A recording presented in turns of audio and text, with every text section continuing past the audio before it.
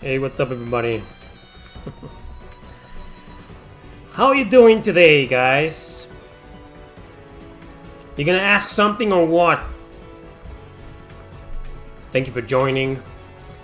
This is episode number... I don't think we're there yet to 100 episodes of the Q&A. Of the damn Q&As.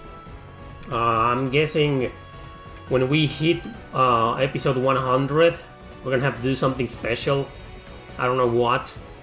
But I don't know if we're there yet. I'm looking at the chat right now. Okay? Can you hear me? Is the music okay? Is everything okay? Everything running smoothly?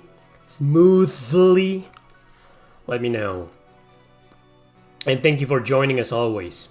Man, I really gotta know how many episodes there's been so far.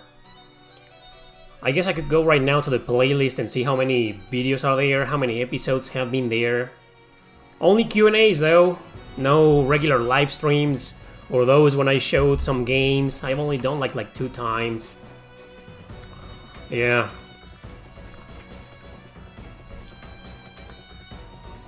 Hahaha, kiss. Hello, ma'am? Man, you corrected yourself. Hello, ma'am. What the hell, man? Yeah, I'm getting close to 100,000 subscribers. Almost there. It's still gonna take a while. January is a slow month. Plus, I haven't been very active. Just a few compilation videos and music videos and whatnot. People usually in streams. People usually don't subscribe thanks to those. Assuming genders. Yeah. So, I was gonna say something and I already forgot. Oh yeah, I was saying that when I... Can someone go right now to the playlist of the Q&As? This one is already on the playlist, so this one counts. And tell me how many videos there are. We gotta do something when we reach 100 episodes. I think it's been around like 60 or 70 maybe. Or maybe we've already surpassed 100. When I subscribed, you were at around 5,000 subscribers. Fuck, that was like... I think it was in 2018. Holy fuck. You've been following me since 2018. That's awesome. You're an old fan. Damn. Thanks, Joshua. Thanks a bunch, man. Glad to see old farts here. 92 episodes. Oh man, 92 episodes. We're heading there. We're getting there. We're getting to 100 Q&As. Damn, that's a lot, man. I was sure it was far less. Like we were at episode 70 or 75 or something, not 92. Holy fuck. Anyway, let's begin with your goddamn questions. What can you say about Armed Fantasia? Not much, rather than what we already know. I mean, it's a Wild Arms spiritual successor being developed by some of the original developers of MediaVision, including Akifumi Kaneko, who was the creator and the director of the first games. And he's been involved in every single game, believe it or not. Maybe not as a director or writer, but he's been involved somewhat, in every single Wild Arms game in existence. Well, maybe except the mobile game. I don't know about that. I don't know if he was involved in that. I think I remember doing an interview with him. Well, I remember doing an interview with him, and I think I remember him saying that he was involved, but we didn't talk much about it. You can watch the interview that I did with the creator of Wild Arms on my second channel. It's not on camera. He doesn't appear on camera, unfortunately, but he answered a bunch of my questions, and I read my questions and his answers in a video. So check it out if you can. And well, there hasn't been any news as far as I'm concerned.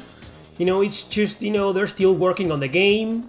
They did say that it will take them a couple of years to do, maybe 3 years or so, just like Penny Blood.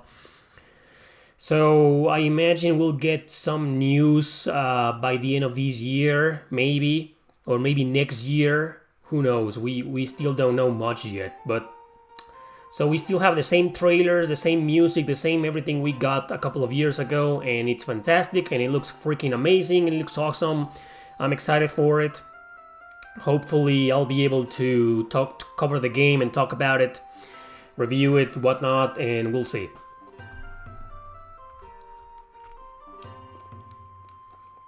Read anything good lately? Oh, do you mean like books, for example? No, I haven't read a single book in a long time. Well, the last one that I read was the Lacrimosa of Dana book by Anna Kashina that I promoted like 3-4 months ago, and I haven't really read anything else besides that. I'm trying to stay away a little bit from books. I've been trying to stay away from books for the past year or so, because I get pretty influenced by the writing and by, well, let's say that I don't want to write a book right now. Maybe this year will finally be the year I'll come back to literature. But for now, you know, I don't want to write anything, and that's why I haven't read anything. Because when, you know, reading makes me want to write. January was kind of slow month for RPGs, no lie. Well, I don't know about that. I don't remember. We haven't gotten anything relevant, and everything is coming until next week's. Right, Yakuza, the new Yakuza game. What else is there? Persona 3 Reload, Grand Blue Fantasy Versus, Relink, but those are until February. First days of February. Final Fantasy VII Rebirth is next month to the end of February. Dragon's Dogma 2, yeah. Yeah, you're right, it was kind of a slow month. Well, to be completely honest, you know, I get it. It's okay for it to be a slow month. It's a terrible month for business, for most businesses. Maybe not for schools. Everybody goes back to school. But yeah, most businesses all around the world, YouTube included, by the way, it's fucking horrible. Revenue drops considerably, and it's just not worth releasing RPGs and shit, I guess. Maybe a lot of people spend a lot of money on December and the holidays and Black Friday and you know, those festivities. So people are economically wasted. So it usually takes January for everybody to slowly recover. So in February, people seem to have money again. Some people. So maybe that's why things, including YouTube revenue and ads, start picking up again in February. I have a bunch of great videos planned for February. Anyway, I've been following you since 2019. That's awesome, man. 2019, that was like back when I was still in Mexico. And then I moved to Canada. And then I moved back to Mexico. So you lived through all of that, man. Tales of Exilia 1 and 2, worth playing. Very worth playing. Those are some of my top 5 favorite Tales games. So of course I'm gonna say yes, very worth playing. The second one is pretty hard though. Yeah, it's one of the most challenging Tales games ever made. Probably top 5 hardest Tales games ever made. I remember when I first found your channel, but I'd say 2020 at the latest. That's awesome, so you've been watching for almost 4 years. Man. Come on guys, it's time for you to say the same. Now that we have opened this topic, tell me please, since when have you been watching me? If you remember, of course. Or what was your first video? The first video that you watched about me? Well, what was the first video? What was your first video? What was the what's your favorite video? I'd like to know. What's Eternal Poison? That's a strategy RPG exclusive to the PlayStation 2, not available anywhere else, and it's kind of rare and expensive nowadays. But it's very good, and it's one of the most popular JRPGs in this channel. Hey, Glenn. Did you hear that both Gold and Sun games are on Nintendo Switch Online now? Yep. We talked about last stream. Will you play Grand Blue Fantasy Relink Online? I don't think so. I'm not much for playing games online. Maybe I'll try. Maybe I'll give it a try. But don't you need the PlayStation Plus service to play online? Because when I played the demo, I tried to go online and it wouldn't work, and nobody was there. So maybe it wasn't available in the demo. So I don't know. I don't think I'm gonna play. I don't think I'm gonna be playing online that game. Grand Blue Fantasy Relink is a game that I'll definitely enjoy. Like almost every single JRPG in existence, completely offline. So yeah. Sega is going to restrict New Game Plus mode for the new Like a Dragon game behind a $15 paywall. Really? I haven't confirmed that, but if that's true, why am I not surprised? It's Sega. Bunch of fucking assholes, man. Half of the things they do are great business decisions, and the other half are really fucking stupid decisions, and it's been this way since the 80s. Since the 90s. Since the 2000s. Forever. That's Sega's history, man. Of fucking up, financially speaking, over and over and over again. That's a major fuck up in my opinion. I mean, charging for a New Game Plus, that's just ridiculous. What's gonna be next? Charging for different endings? Well, guess what? I think I remember a certain game called Ashura's Wrath trying something similar.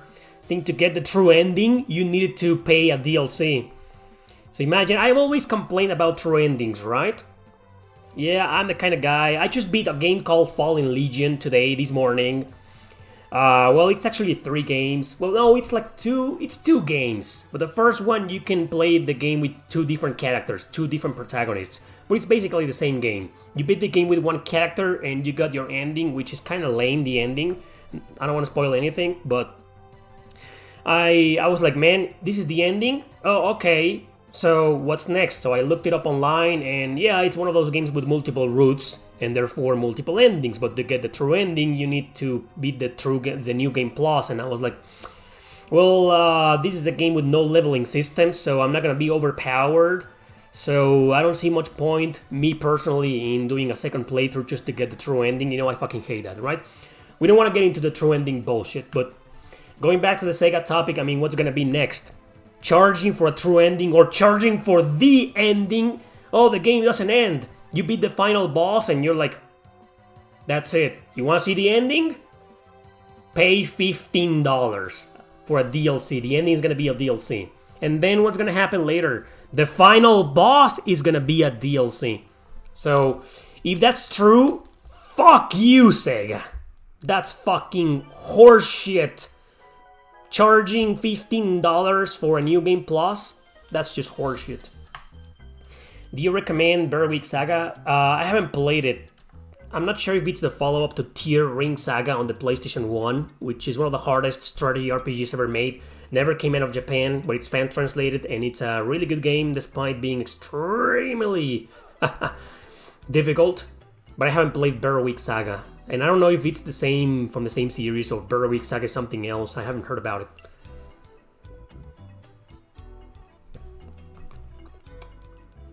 Persona 3 Reload next month, more like in 2 weeks. Being released in like 13 days, right?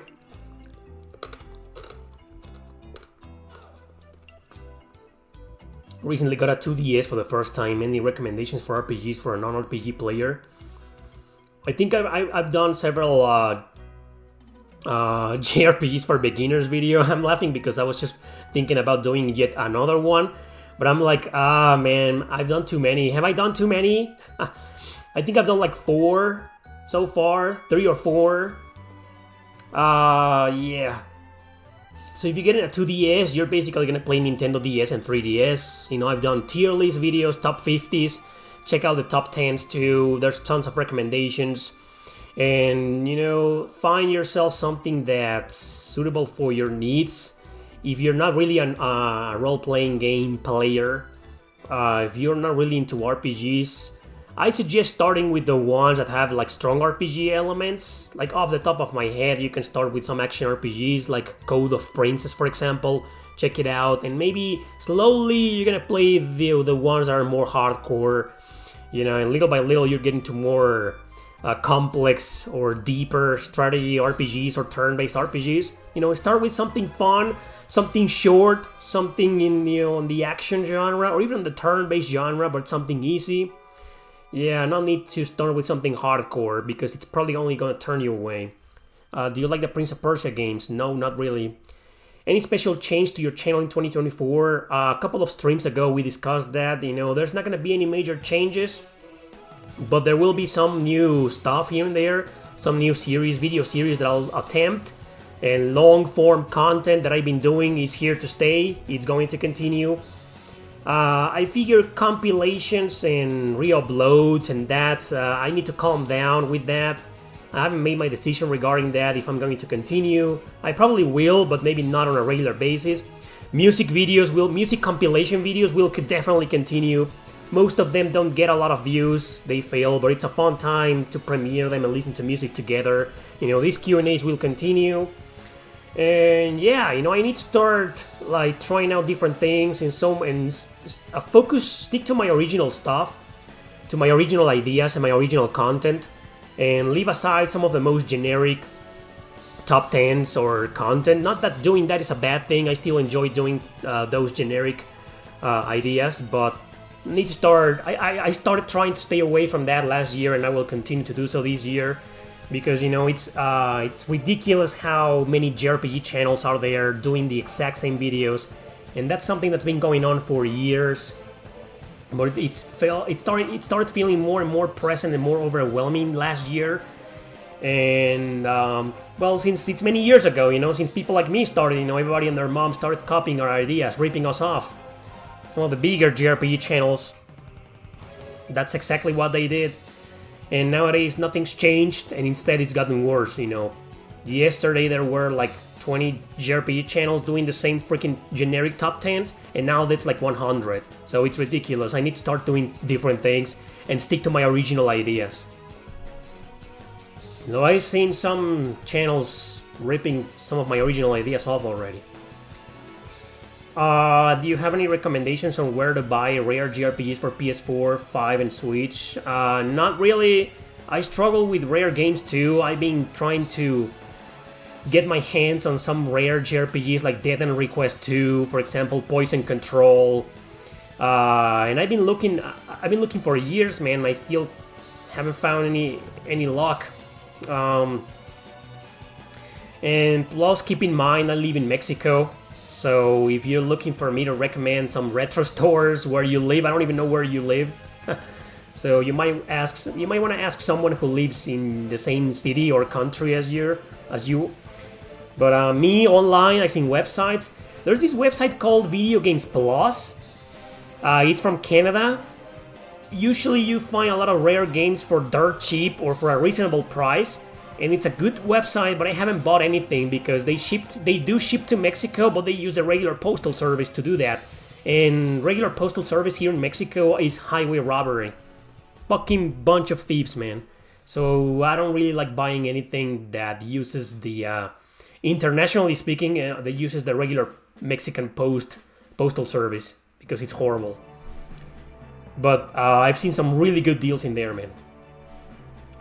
Hang on to your physical games. I heard more gaming companies are considering to go full digital. We already discussed that in the last Q&A.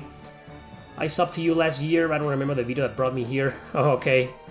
Someone saying they've been watching since 2022. Vinicius Alberto. Okay. So pretty much a year and a half or just 1 year. Been subbed since 2020. The first video was about GBA titles. Which one, like the hidden gems or the best ones? I haven't done many Game Boy Advance videos. I think I've only done like 4 or 5. There's a top 10 best Game Boy Advance JRPGs, which is from 2019, if I'm not mistaken. There's the Hidden Gems video, which is from 2018, pretty old.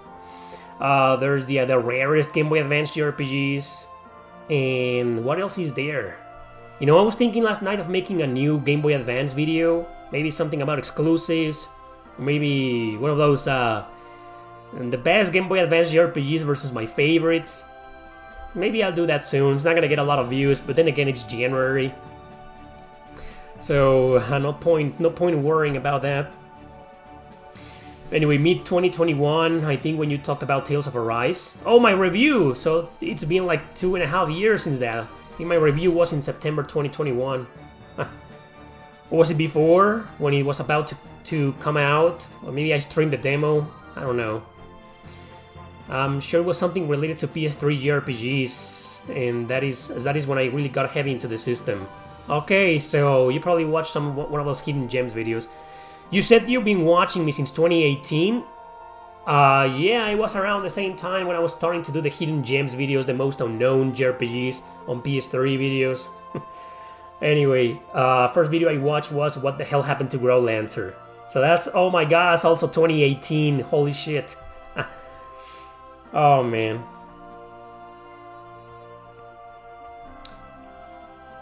Do you have a list of best JRPGs for the year 2023? Yes, I do. Although keep in mind, it's pretty much my personal favorites. I didn't play every single JRPG released in 2023. But yeah, it's there. Just open a new tab, type Erick Landon 2023, and you'll see the video in there. It's a top 10. What do you think about Pal World? We discussed that game a couple of streams ago. Somebody asked about it, and but I don't know much about it. It's just kind of like I'm not interested. What do you think about video game piracy? Is it stealing? Not really, especially not nowadays, considering everything has gone stupidly expensive. Most retro games, especially the ones that are really sought after, obscure or not, are pretty much very expensive, and companies are starting to realize that, and they've been remastering some of these classics over and over again, but still some of them don't get a physical release, and even if they do, people still want to collect the original. You know, I remember when the Chrono Cross remaster came out, there was only one physical release, and that was the PlayAsia Nintendo Switch version. And for some reason, for some strange and unknown reason, the PlayStation 1 original version went a little bit up in price. So it's never gonna end. Which means piracy is, in my opinion, starting to become more... What will be the term here? Not exactly wrong, you know, like, I don't want to say it isn't illegal anymore, or stealing anymore, but it's more like justifiable. It's the word that I've been looking for. It's more justifiable because of that. Because there's just no way a lot of people can play those games without emulation nowadays. And emulation in itself is, in my opinion, one of the best ways of video game preservation. So there's that. I've always been pro emulation, so piracy and stuff like that, I don't really see it as stealing or as something illegal, even though it objectively is. But yeah, in my opinion, it's something that I've been doing my whole life, you know. And I became a collector pretty much thanks to it. If it wasn't because of emulation and piracy, I would never have become a collector. You know, because I really wanted to own an original physical copy of the games that I was playing. So, something good and legal came out of it, huh? Have you heard about them charging... Oh yeah, we already talked about the Sega bullshit charging $15 for New Game Plus. That's just fucking horseshit. Anyone else think Sea of Stars was extremely overrated? Well, I only played the demo, so somebody else is gonna have to answer that question. We need a modern games everybody should play. You know, Skycatcher, I think that's one of the videos that all of those, every JRPG channel does. And I just don't want to be that guy. But it's not a bad idea. But my problem with that video is that I think I've developed a bit of a reputation in the past couple of years that my channel focuses way more on modern JRPGs than on retro. It's okay though, because that's not exactly how I planned it, but more like I actually started focusing more videos on modern JRPGs because I noticed some time ago, after the COVID, that people started losing interest in retro RPG coverage, in my channel at least. Probably because I did a shit ton of coverage on retro RPGs during my first years. 2014, 15, 17, 18, 19, I was focusing like almost 80% on retro RPGs instead of modern ones. But ever since I started making deals with companies and getting review codes and shit, I feel like my channel went into that direction a bit more than the retro direction. And so some of my most popular videos in the past few years have been about modern JRPGs.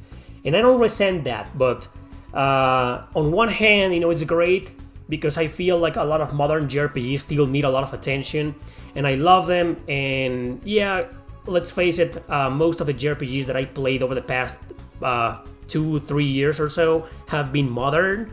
I've barely touched retro JRPGs, especially since I stopped streaming on YouTube. So on one hand, that's how I wanted it, but on the other hand, it's made some people go away from this channel because of the lack of retro coverage. So while I do find, a top 10 best modern JRPGs everybody should play idea solid, even though it's also kind of generic, I kind of want to start bringing some kind of balance again and trying to focus my channel on all JRPGs, all from the NES era up to the PlayStation 5 era. And I want people to notice that.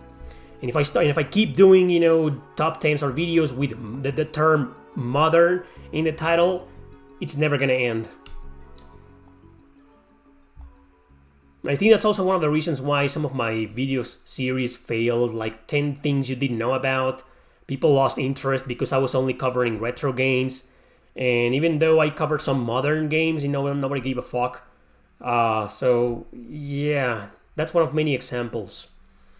I'll think about it, but I don't think it's gonna happen. What do you think about Trails reaching a huge milestone with the latest announcement? Kai no Kiseki farewells Emiria? What? I don't know what the hell that is. I'm gonna play. I haven't played the Kuro no Kiseki games with an English patch. I'm gonna wait for the official release this summer. I'm excited for Switch 2. The Nintendo Switch got me back into JRPGs. That's awesome. Hopefully we'll get some news this year. What was my idea of Chrono Cross? Lucky says, had to really use your idea of this game? What do you mean? What idea? Have you taken the Dot Hack IMOQ quadrilogy? Please share your opinion on these games. Yeah, I've discussed those games several times and I've talked about them, and I finished all of them a million years ago and I haven't touched them ever since. I remember streaming the first 2 hours of Infection. That was like 4 years ago. Probably 4 years ago. Yeah, around that time. But I'm a bigger fan of the Dot Hack GU trilogy than the original 4 games, because I don't feel they aged very well, and I feel like they desperately need some kind of remake, or at the very least a remaster, though I don't feel a remaster is going to fix how dated some of the combat is, for example. The combat just feels really uninspiring and not really... It's an action RPG, right? But it's not awesome, all these hack and slash games from nowadays, all of these intense combat from nowadays, including the one from the GU trilogy, which is really intense. I don't find that intensity in the original 4 games, which means if they get ported or remastered, I don't think a lot of people are going to care about them, and they're going to say the same thing that I'm saying. I'm a fan of those games, don't take me wrong, but they just didn't age very well, and the combat is kind of like lame. It was lame when I first played them, and it is kind of lame. It is even more lame nowadays. So the problem with the Dot Hack quadrilogy or tetralogy is precisely that in my personal opinion, you may disagree, of course, they aren't fun to play anymore. The story and the music, that's amazing, that's untouchable, right? But it's just the combat and the controls, is just something that feels really old, and it didn't change in any of the games. It's not like Quarantine has a much better combat and improvement over Infection. No, not really, it's the same dull combat. So yeah, hopefully those games get remastered or remade someday, or something happens. The website is still there with the countdown, still counting down. We will know for sure on March. Go right now to the .hack.com website and you'll see a big countdown. So I don't know nobody knows what that means, if they're gonna remaster those games or remake them or announce a brand new game. I don't know. But yeah, in my opinion, those games were great for their time, but they didn't age very well and they aren't that fun to play anymore. The hell happened with the music? Oh, there we go. Was that like Grow Lancer 3? Yeah.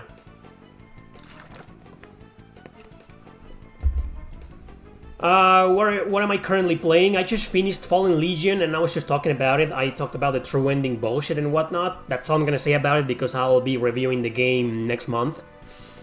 I finished this morning the first game. There's 2 games. I'm gonna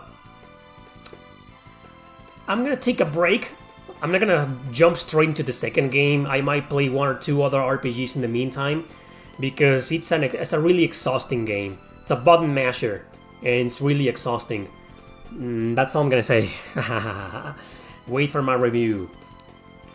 So that's what I was currently playing, so I'm gonna have to decide something else. I tried one of those RPG Maker RPG games last night and it was freaking weird and full of technical issues. I got stuck, like literally stuck with a glitch and shit and couldn't go anywhere. I got stuck in a tile and couldn't move. You know, I was like, man, these people, do they even test their own games when they develop them? I know they're not making any money, but to release something like that, and, you know, it's just, wow, horseshit, man. So many RPG games on RPG Maker that you can play for free, made by just one person, and, oh man, the grammar, for example, is fucking terrible sometimes.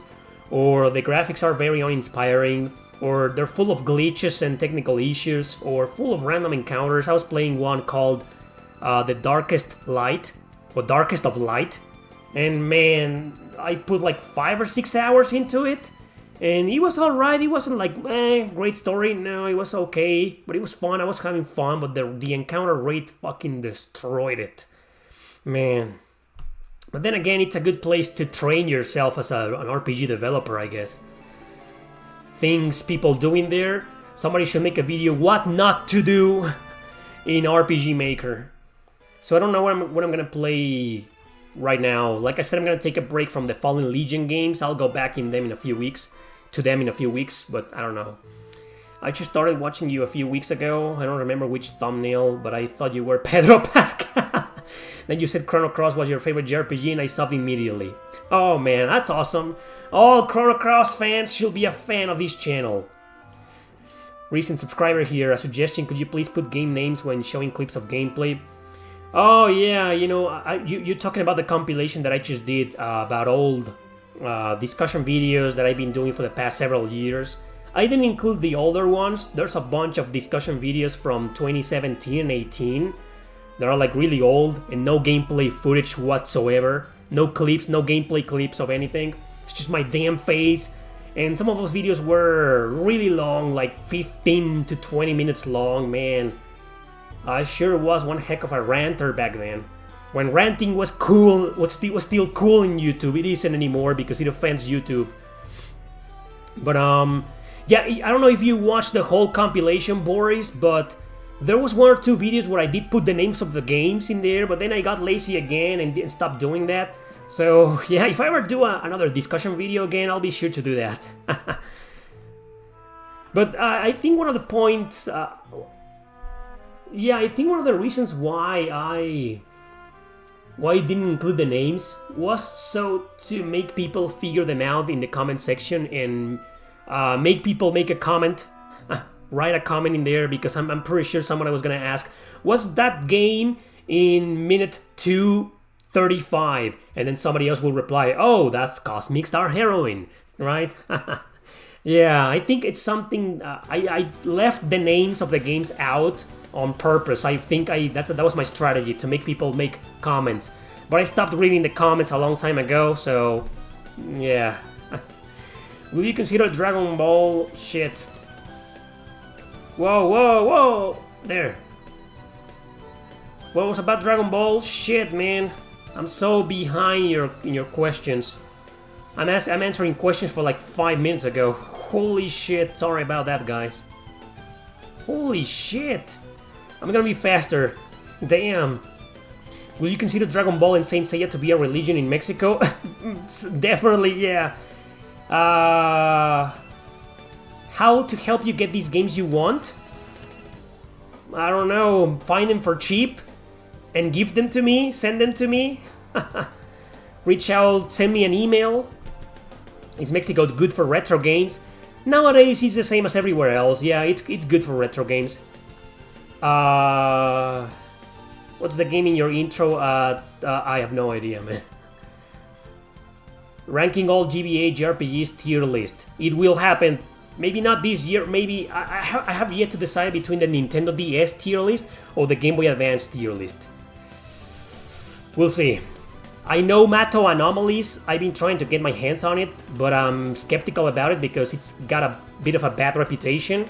So I'm waiting for the price to drop considerably and then I'll pick it up.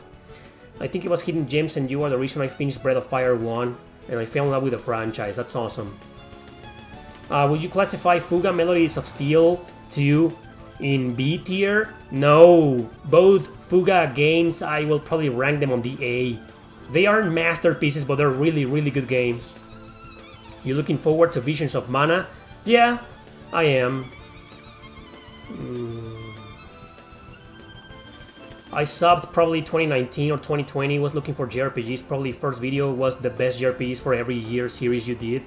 Oh, that on May 2019, that's when I started doing that series. Those little videos. Have you ever seen the trailer of AI Limit? No. Did you play Pal World? No, and I don't really care about it. I bought your books on Amazon a little bit ago. I love them. Thanks for writing them. Oh, no, man, thanks for reading them. I'm glad you enjoy them, man. That's awesome. I don't know much about Pal World. It just sounds like something that I'm not interested in. You say it's a mix between Pokemon and Zelda. I'm not really a fan of those series, so why should I care about a game that's inspired by games that I don't care about? What do you think about Another Code Recollection on Switch? I haven't played it, and I don't even know about it. What's your favorite evil organization in a JRPG? My favorite... Oh my god, I don't know, man. It's usually churches, right? In JRPGs. Holy shit. I'll have to think about that. You might want to repeat that question in 5 minutes while I think of my answer. Haven't played Chained Echoes. You play a lot of old games, but you don't have any grayer hair. How old are you? I'm 38 years old. See, I'm not that young. Yeah, I'm 38. It runs in the family. My mom, my dad. It runs in the family, my brother. My sister looks like freaking 20 and she's 36.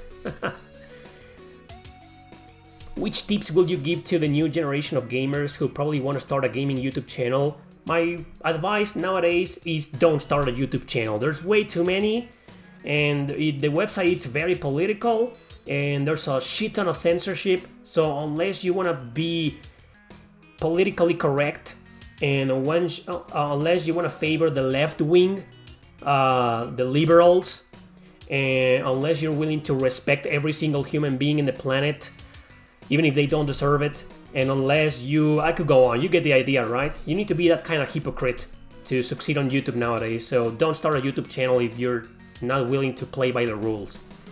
Have you played Lunar Dragon Song? Unfortunately, I have. That's one of the worst JRPGs of all time. I'm 35 and I look like Gandalf already. Probably because are you white?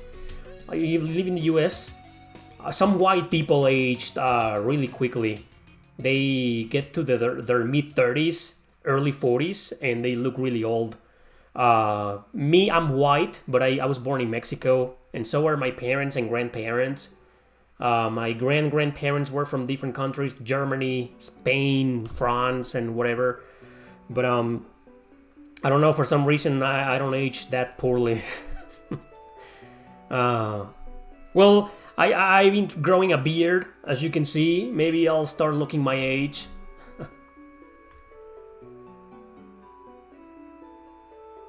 Cry itch. I already answered your question, man. I gave you a full. You probably weren't paying attention, man. Yes, I played all 4 games, not just Infection. You should try what? Damn. Have you ever played this Gaia 7? Yes. Great game.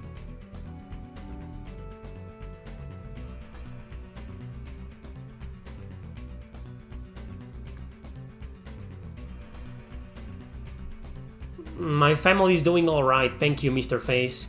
Do you like cats? Yeah, but I'm a bit allergic to them.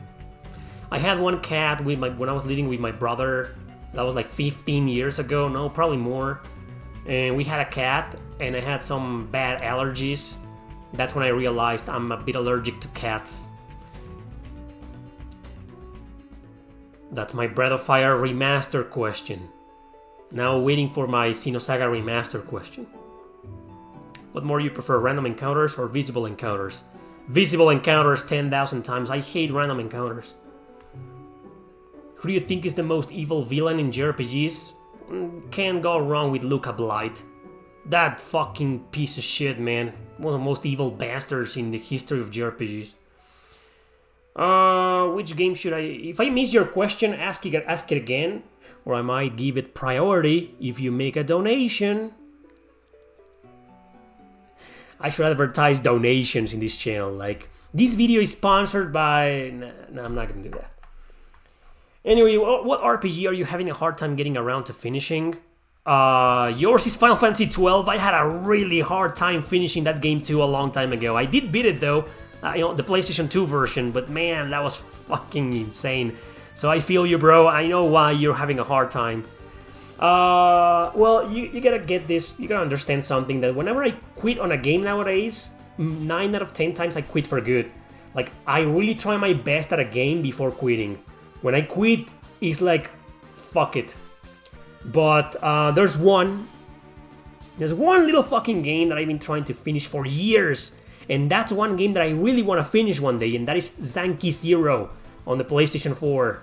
Zanki Zero Last Beginning. Problem is that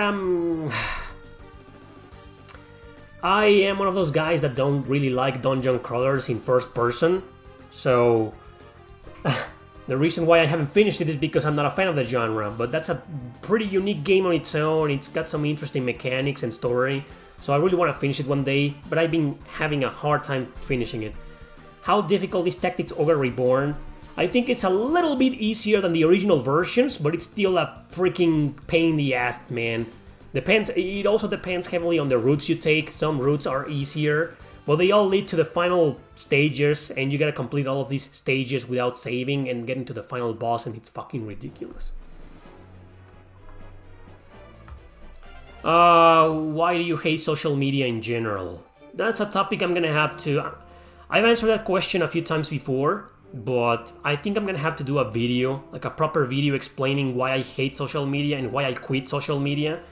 And then I'll explain everything in detail. Top 10 JRPGs with more random encounters. I already did that video. Ha! It's called 10 JRPGs with the worst...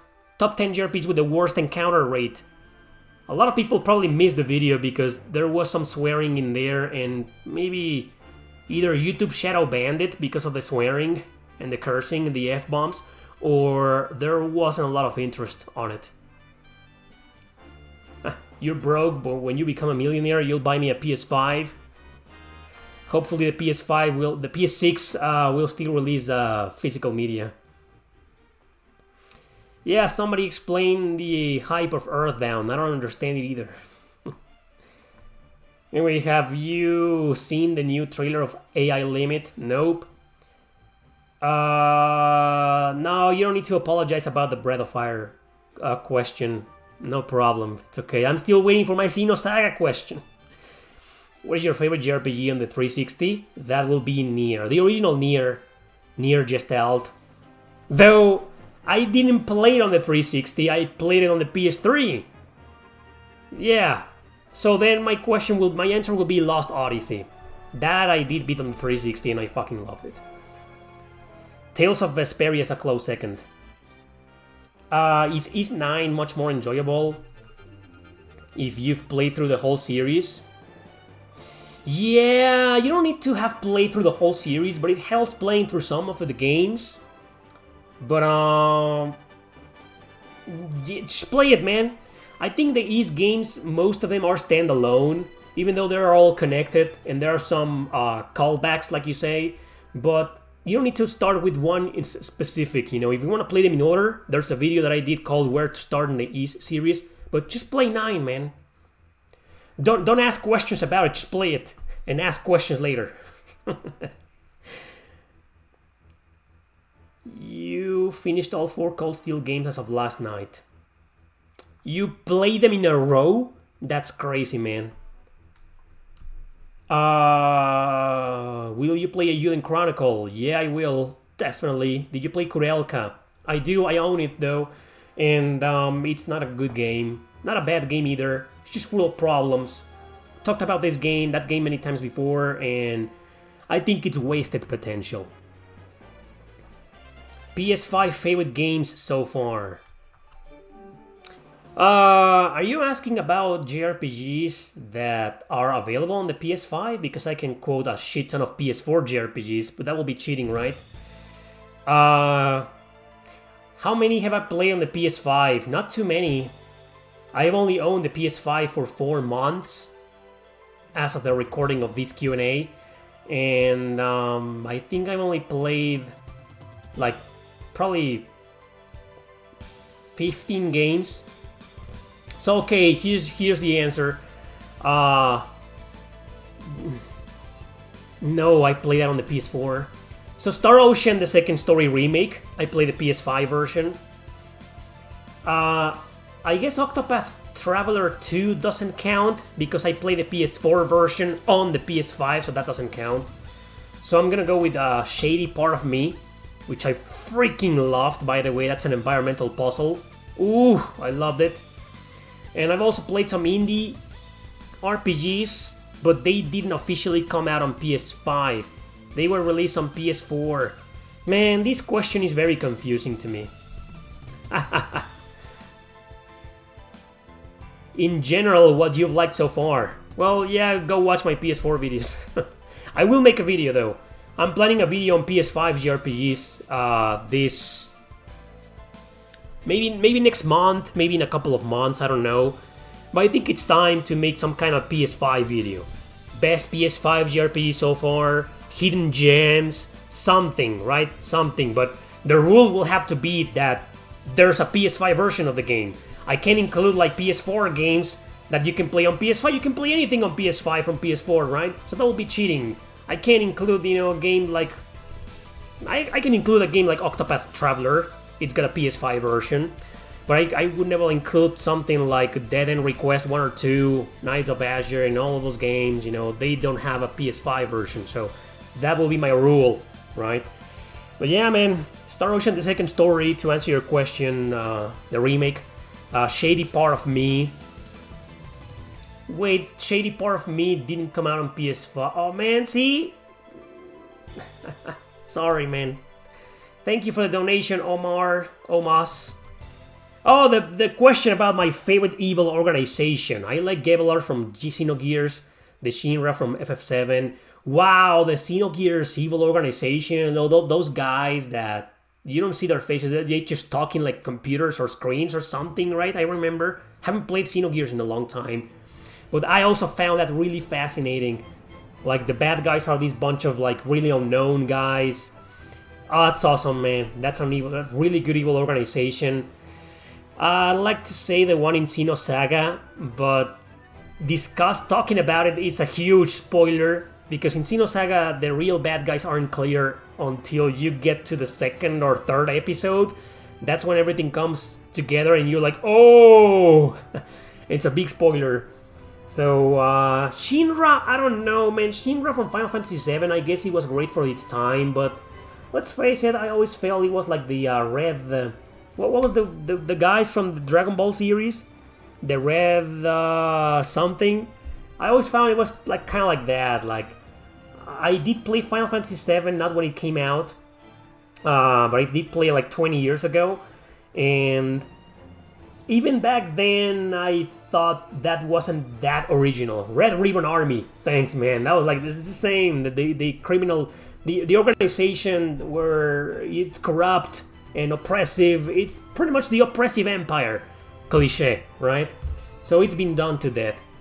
But yeah, the Xeno games have pretty original and interesting evil organizations.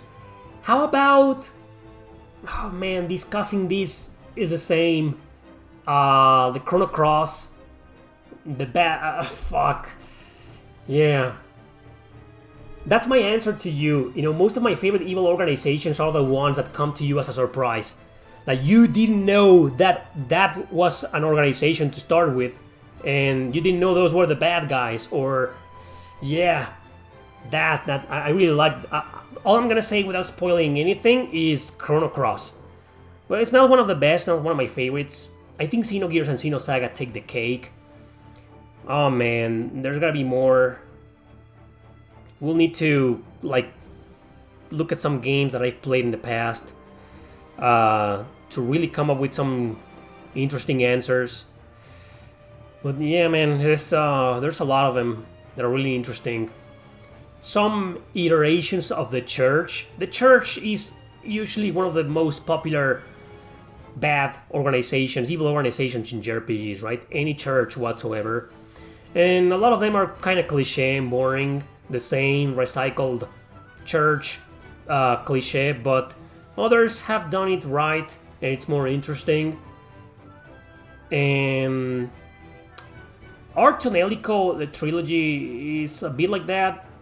It goes deeper, especially if you play all three games. If you just play one game, not really, but if you play all three games, you realize, the shit the church has done, and it's an interesting evil organization. The consoles from Xenoblade Chronicles 3, I don't know, man. I found them interesting as an evil organization because that's pretty much what's happening in real life. It's been happening since forever, just a bunch of people manipulating everything and putting people against each other. Nowadays, using all of those cultural themes and whatnot, right? That was pretty much Xenoblade Chronicles 3 to me. Like make people fight each other and laugh.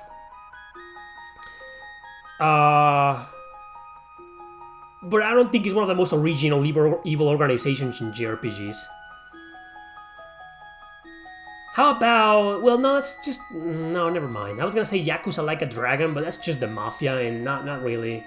Not really that interesting. Yeah. Well, again, Ouroboros from the Trail series. It's a bit of a cliche, the secret evil organization pulling the strings and wreaking havoc and whatnot. But if you play through the entirety of the Trails series, Ouroboros itself, the evil organization, becomes like really interesting and intriguing. The more you play the series, the more interesting it becomes. So at the beginning it's like, oh, the class, you play Trails in the Sky, and it's like the classic evil organization led by a madman, like an evil psychopath that's extremely intelligent and knowledgeable and wise and whatnot. And I mean, it's a cliche, right? But like I said, Ouroboros just keeps getting more and more interesting within each entry. And now that we're all in Reverie, if you played Reverie, it's like, man, I want to know more. So yeah, Ouroboros started off kind of weak, but it became, after playing all of those games, one of the most evil organizations in JRPGs. Anyway, great question, man. And thanks for the donation.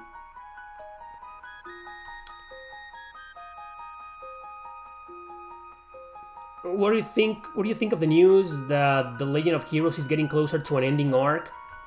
Yeah, somebody mentioned that about Kai no Kiseki, something like that. Like it's finally getting to an end. That's great because they finally realized their mistake. A lot of people don't want to get into their games because there are too many, and everybody wants to play them in order. You jump into Cold Steel or Reverie or whatever, and you're like, man, I'm getting spoiled. I'm getting My English was broke right now.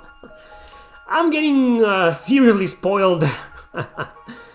So I'm gonna have to start from Trails in the Sky. So I think the Trail series, I've discussed this before several times in the past, so I'll be quick. It's a series that a lot of people, I think it's lost popularity, and a lot of people are rejecting the series because they're too lazy to get into them. Because of that, because they're all connected. So I think it's a good thing that the series is finally getting an ending, like a real ending, because I really believe Falcom needs to do like a brand new series now. Even if it's still called The Legend of Heroes, just enough Trails, man. There's been Trails for the past 20 years, and we still have more to come. So yeah, enough is enough. I think it's enough. So I think it's a good decision. Like, put a real end to the series and create a whole new universe. Did you ever play Trace Memory on the Nintendo DS? Nope, not really a fan of point-and-click games. Ryo Genkaku or Tier McDowell? I guess Ryo has more personality than Tier, but then again, none of them have a real personality. Personalities are based on your decisions, but Tier had some really funny dialogue choices.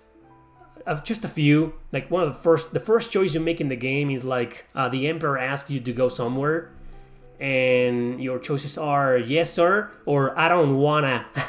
Imagine the king giving you an order and you I don't want to. That was epic, man. What's your opinion on the Final Fantasy Pixel remasters? Haven't played them. Have you done a room tour video? Nope. As you can see, my room isn't very interesting to look at. There's just my collection and my TV. So maybe one day I need to get more stuff in this room. What do you think about Xenoblade Chronicles X for the Wii U? I only played it for like half an hour at my friend's house. I really want to play that game, but I don't have a Wii U. There is a theory that Megami Tensei has a level 4 multiverse due to the fact that everything within Mega 10 is made out of information. Do you agree with this? What? I don't even know what you're talking about, man. Look, multiverse, that's so Marvel DC bullshit right there. Are you a fan of Luke being the main villain in Suikoden 3? Yes! Yes! Yes, I am. He's my favorite villain in the entirety of the Suikoden series. More so than Luke of Light. Way more. Luke is, yeah, and Sarah. I love Sarah. I love those two guys. Some of my favorite antagonists of all time.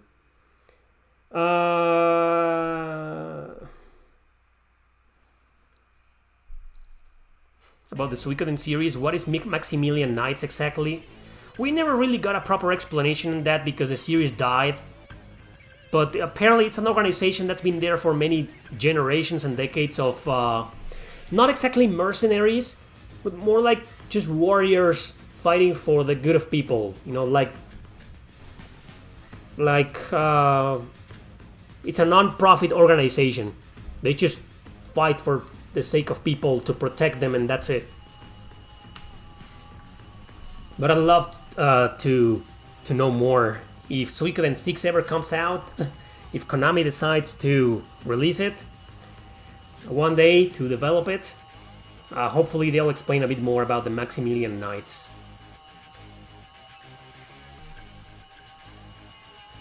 You cannot skip any Trails games to get the full experience, man. My best recommendation is play the games and stick to the main story. You'll be able to beat most of them in like 30 hours.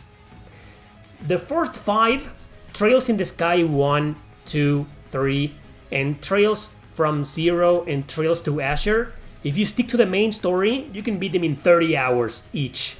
30 to 35 hours. So that's my best advice, but you just can't skip one game, man. It's the same game. It's like watching a Netflix series or something like that, you know, and skipping a couple of episodes. I mean, you're not gonna understand anything then. So, yeah. You need to play them all in order without skipping a single one of them. But if you think it's too exhausting, that's what I tell people. I mean, oh, they're too exhausting. Well, they're too exhausting because you're putting 150 hours into them. You're doing every fucking side quest, exploring every corner, playing on the hardest difficulty. Of course it's gonna be exhausting! Sorry about the rant. What RPG could you not put down and just had to finish? Oh, dude, I can make like a top 300 JRPGs with that question. I hope Atlus. Ooh, we're gonna talk about Atlus. Can I bitch about Atlus again and again and again? Yeah, stop making the Persona series. Yeah, please. I cannot see the Phantom Thieves anymore. I'm tired too. Everybody's tired. Atlus, please. Persona 6. Please. Yeah, shove Persona 5 up your ass. We've had enough. It's been 7 years of milking Persona fucking 5. I agree, man. It's enough. You spoke so highly of Valkyria Chronicles, I gave it a shot this year. That's awesome. That's just... I fucking love that game, man. It's your first strategy game. That's a rough way to start. That's a really difficult game. You're in chapter 12 and loving it. Well, you're getting the hang of it. Okay. It's a really difficult game, man. I'm surprised you decided to get into strategy RPGs with that game, but I'm glad nonetheless for you, man. That's a masterpiece. Have you played Fire Emblem Engage yet? Nope. Keep asking, man. No, I haven't played. How many Tenkai stars in Suikoden become leader of countries? No, I don't know. You lose so much by only doing the main story in Trails. See what I mean? That's exactly what I mean. There's a shit ton of dialogue to take care of. I don't even understand why people put so many hours into those games and then complain about them being exhausting. Man, the main story alone is exhausting to begin with. Oh man, you have done what? Wait a second. You have done Cold Steel 1 and 2 and Sky 1? Then next is Sky 2. That's one of the best in the series, man. You gotta go for that one. Next, no RPGs for everyone, or they wouldn't be any good. That's a good philosophy, man. That's a great quote. Where's the line between a strategy RPG and just a strategy game? That's a good question. The first example that immediately came to mind is Advance Wars and then Wargroove. Wargroove is an indie game. It's getting a sequel this year, I think. In those games, there's no leveling system, there's no character customization, there's not even an equipment system, so there's no character progress. Technically speaking, then, there's no role-playing in them. Hey, you guys want to listen to my podcast? There's a link to it, to my Patreon, and I just made a topic on that, on what exactly is a role-playing game. And I went into the strategy RPG genre, and I remember mentioning something like that what are the elements, what are the must-have elements for something to be called or considered an RPG? And if you take a game like Advance Wars or Wargroove that focus 90% on the gameplay and only 10% of the story, you have one problem there. There's barely or close to zero character development, or only maybe the main character gets some development. The rest, no one gives a fuck. And then there's no leveling system, like I mentioned. There's no equipment system. There's no customization system of any kind. There's just, you put your soldiers, you strategize in there, and that's it, and win. So those are two good examples of games that are, of strategy games that are maybe are not RPGs. But then again, you know, I'm just a guy. I'm just an opinion guy. I'm just sharing my opinion. I'm no expert. I'm not even a developer, so it will be hard for me to say objectively, like, this is an RPG and this is not. And what I'm saying is, like, period. You know, legit. It's just an opinion. So, yeah, the line is... Nowadays, I feel like the line between an RPG and a non-RPG game has been blurry since the beginning. Since freaking Zelda 2 came out. But it's becoming... it has become, over the past few decades, more and more blurry. And nowadays, I don't even know what the fuck is an RPG anymore. Like, every video game in existence has RPG elements, even racing games, shoot 'em ups, sports games. What? I don't know what's an RPG anymore. You like Metroidvania, Nope? Not really. I'm not against them, but I'm not a biggest fan. Thank you, Matt Radio. Keep up the ranting. I always find it funny. I wish I could make some more ranting videos or ranting compilation videos, but yeah, they offend YouTube. Have you bought that MIG Switch yet? You just dump a copy of that. What? MIG Switch? I don't know what that is. I really wish we get some insane, well-made RPGs this year without any added bullshit and merely focused on gameplay. Yeah, well, we'll see. I think AAA companies, when it comes to JRPGs, that's the direction they've gone, and it's here to stay, unfortunately. So maybe focus on the obscure ones or indies. Where would you rank the Sakura Wars series, even though we haven't gotten most of them translated? It's my favorite series of all time. Well, I've only played 2 games, and rank them as in from 1 to 10 or as in a tier list. Because if it's a tier list, I think I made a video about it.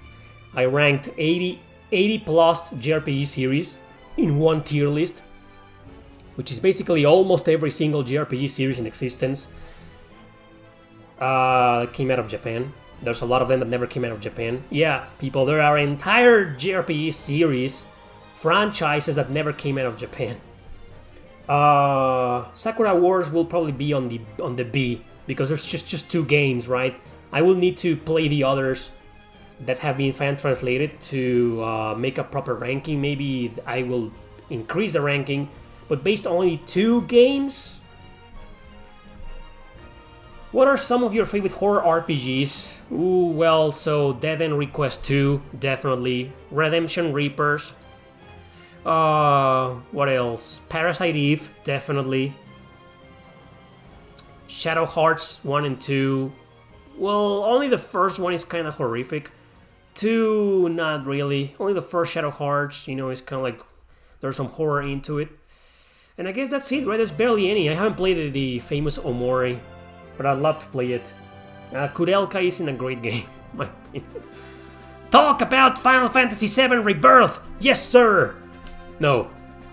Have you made Vicky in Suikoden become one of the main magic dealer? Oh yeah! I've used Vicky in some Suikoden games. She is not one of the best mages in the game, but she can be trained properly, and with the right runes equipped and equipment and accessories, you can kind of break her. There are ways to make Vicky a very powerful mage user in magic user in the Suikoden series.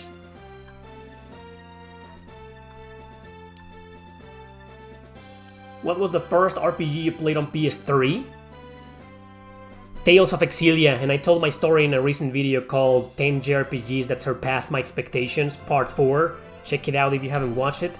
The full story on how I played that game is there. Well, that was my first. Did you see the first disc of Girl Dancer 1 fan translation was released as a beta? No, I didn't know that, man, it's great. But the first disc, I didn't know it was 2 discs. Why can't they translate the PSP version? It's easier to play and it's the best version to play. Why stick to the PS1 version? Not sure. RPG is super subjective. To me, it's about choices. To others, it's about character customization or having a party or being top down. Yeah, exactly. Everybody now has their own definition of RPG, including me. What's your best PS Vita JRPG game? I answered this question before. Probably Odin Sphere or Ys 8. Or the Trails games. What about Penny Blood? Are you excited about the release 2024? Are you asking me about the roguelike RPG that was announced that's supposed to be a spin-off to Penny Blood? If so, then no, I'm not excited because I'm not really into roguelike games. But I am excited about the main game, Penny Blood, but I don't think it's gonna be released this year. Probably next one. Or have you heard something that I haven't? Do you know something that I don't? I haven't heard any news about Penny Blood, though.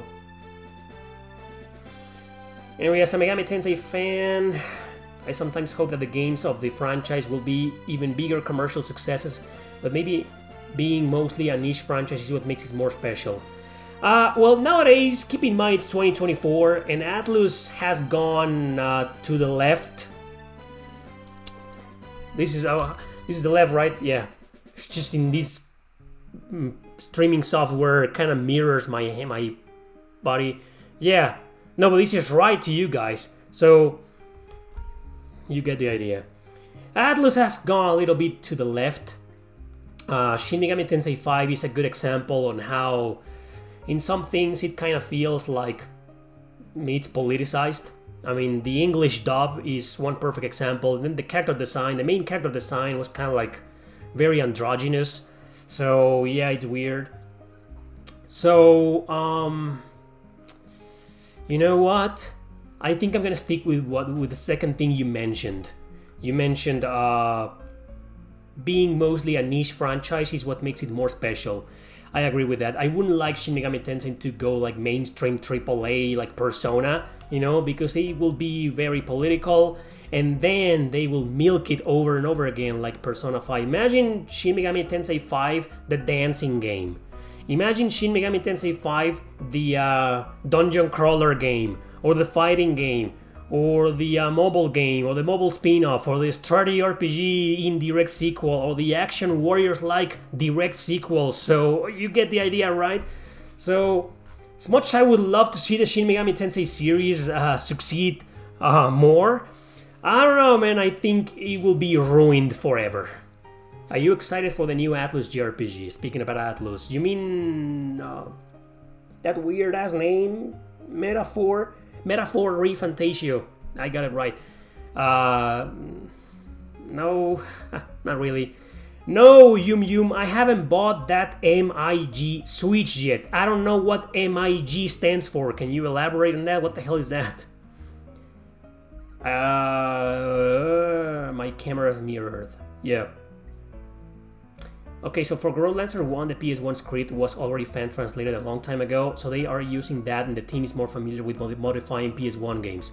Oh, thank you! Now I know why they are focusing on that version over the PSP version. You can read PS5 left to right in the back. That? Yeah, so it's not really mirrored, right? Have you beaten Yakuza Like a Dragon yet? What do you think of the ending? I beat that game about a year ago, and I freaking loved it, and the ending made me cry. Yeah.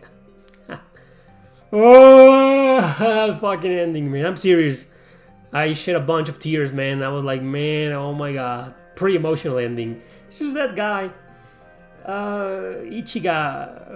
Kasuga Ichiban, he grows on you, man. And at the end, that scene, oh man, it's so powerful. Such a powerful scene, man. Oh man.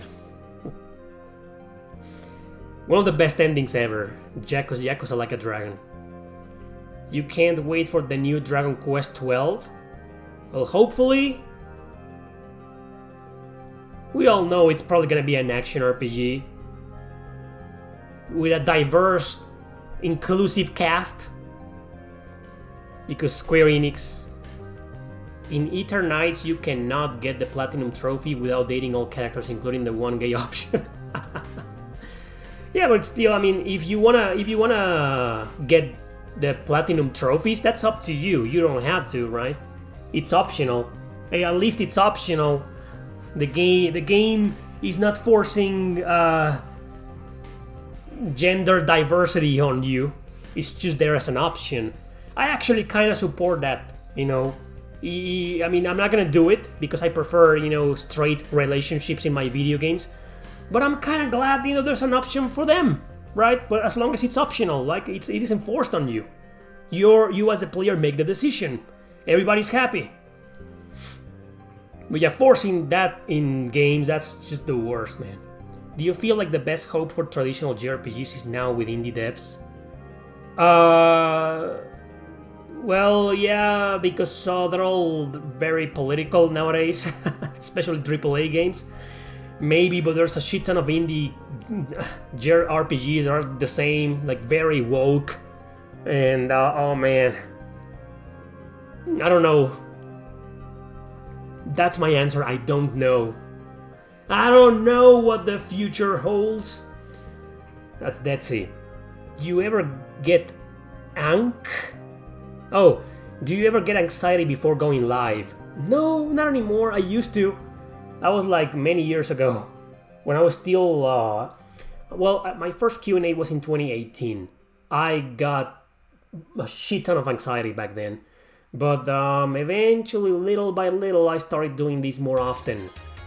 And I had already a lot of experience with my other channels, or in this channel. Dude, I've been doing YouTube for... more like I've been appearing on camera for like 12 years. So, no, I don't really get anxiety. No. Maybe if I was going live, like in front of people, like not like this. I'm here in my computer, I can't see you guys.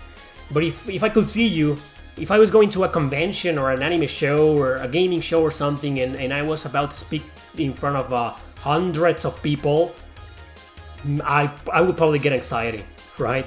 Not that much, but anxiety. Diverse and inclusive. 3 hearts? We're criticizing that, man. Or are you being sarcastic? Critical heart? We're enemies of that here.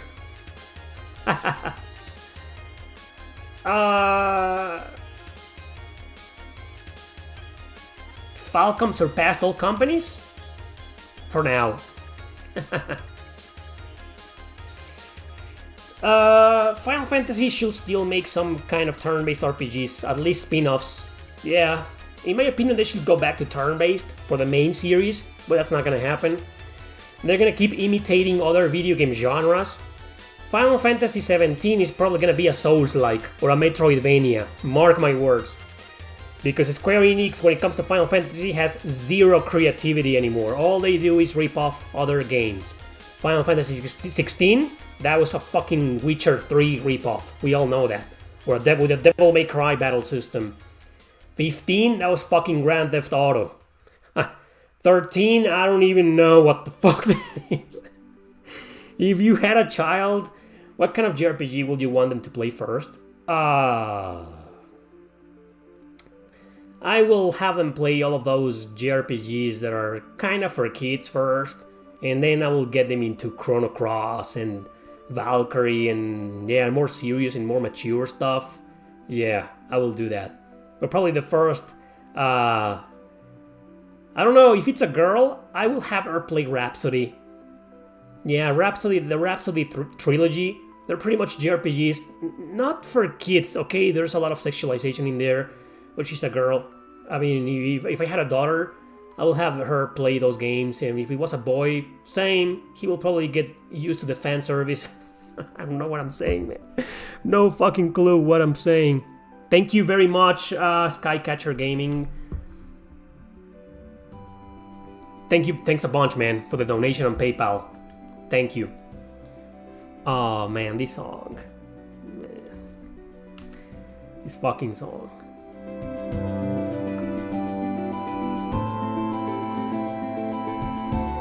How can you not get nostalgic with this song?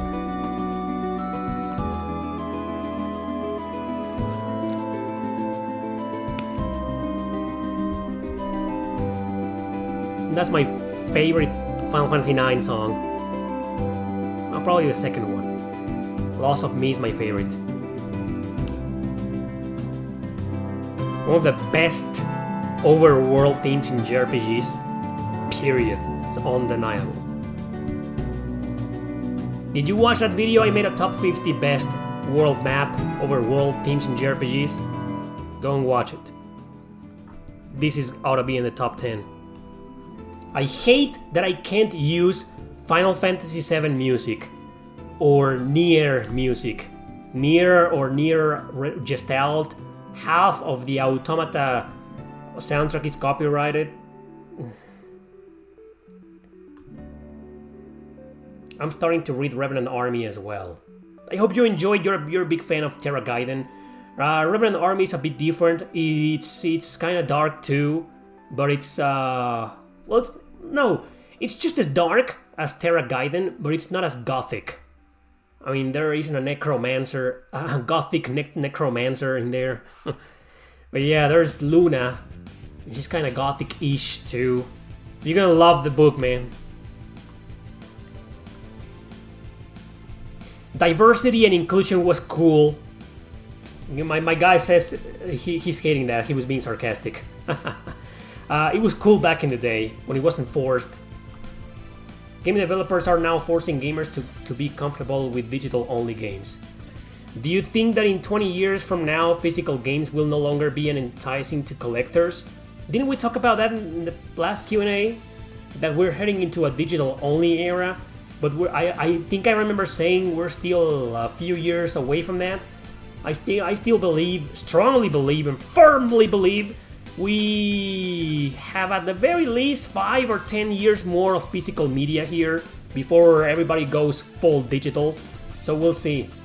So your question, do you think that in 20 years from now physical games will no longer be enticing to collectors? Okay, in 20 years I think physical media when it comes to video games is gonna be gone, over. But enticing to collectors, on the contrary, I fear... Well, wait a minute, in 20 years I will be 58 years old, and all of those kids who grew up with digital games, playing on their phones, their computers, who are now actually used almost 100% to digital games, those kids who are like 10, 15 years old right now will be on their mid-30s. All of them will have a job, probably, and will be able to afford physical... I don't think so, man. The answer to your question is no. I don't think physical games will be enticing to collectors. They will be enticing to collectors like you and me, old people who grew up collecting games, who got used to that.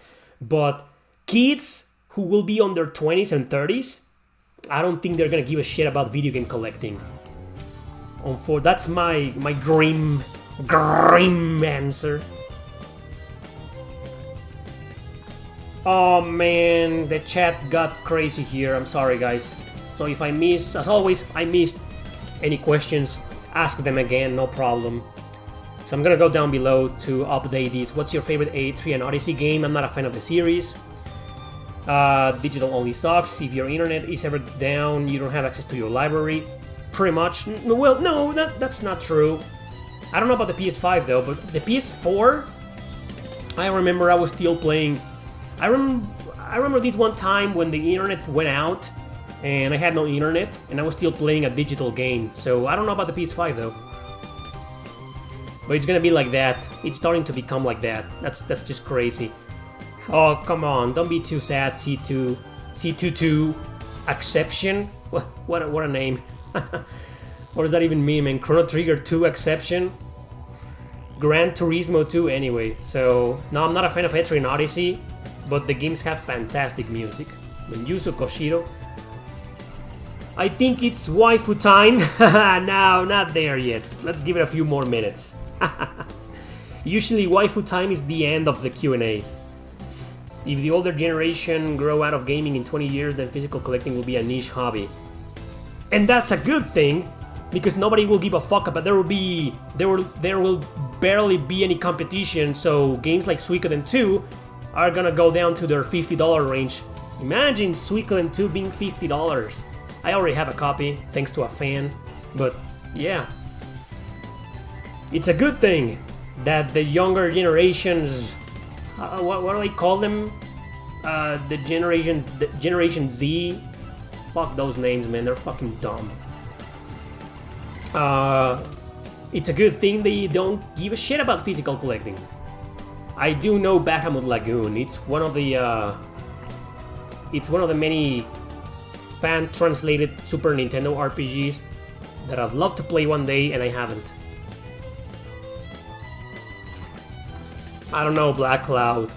I have like 20 different intros with different gameplay clips and footage, so I don't know what game it is.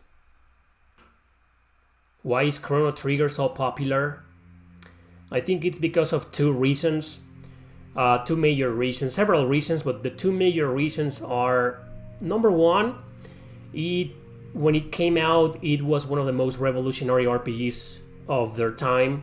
It was balanced, it was great, easy to get into, fantastic story, fantastic music, innovative for its time. Nowadays, a battle system like that is like, I've seen this before, but it was a pretty innovative battle system for its time. And let's face it, it didn't have a lot of competition, especially not outside of Japan. In Japan it did, but outside of Japan, there were like 20 RPGs in existence, 20 JRPGs in existence, right? didn't have a lot of competition, so it was something like refreshing for gamers. Up there with Final Fantasy 2, well, and 3, which were 4 and 6, as we all know nowadays. So, yeah, it was a time when games weren't that... I mean, the genre itself wasn't that impactful, and Chrono Trigger, made that possible. So that's one reason. And I think the second reason is because of there's this influence that's been there since the late 90s, early 2000s.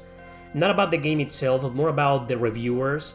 That coincidentally, a lot of reviewers back then started giving it like perfect reviews, and therefore it became a trend that hasn't died and that still goes on today.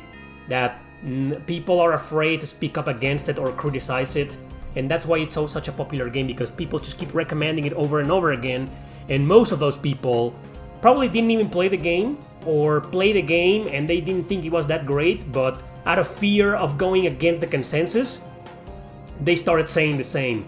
And it just so happens that most of these people are probably big influencers or big JRPG channels or gaming channels in general. So in other words, nobody wants to mess with Chrono Trigger like they did with Final Fantasy VII. I remember for the first several years, Final Fantasy VII was untouchable. Nobody wanted to criticize it. It was like, you criticize something about Final Fantasy VII, you're a fucking idiot. Grab your pitchforks, everybody. Let's hunt this son of a bitch down. Let's burn them at the stake. Yeah, that was people like that back then with Final Fantasy VII. But eventually, more and more reviewers, more people on the internet, more YouTubers, etc. started saying, okay, the game didn't age very well, okay, the game wasn't as great as it was, or, it's not perfect and blah, blah, blah, blah, blah.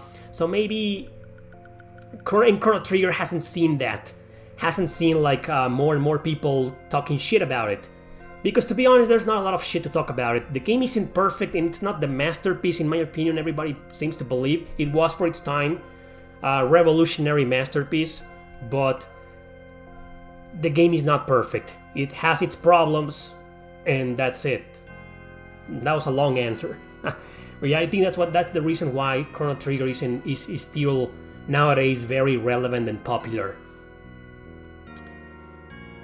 When am I launching at OnlyFans? What the hell, man? I'm sorry. Never. It offends YouTube. And OnlyFans will deeply offend YouTube.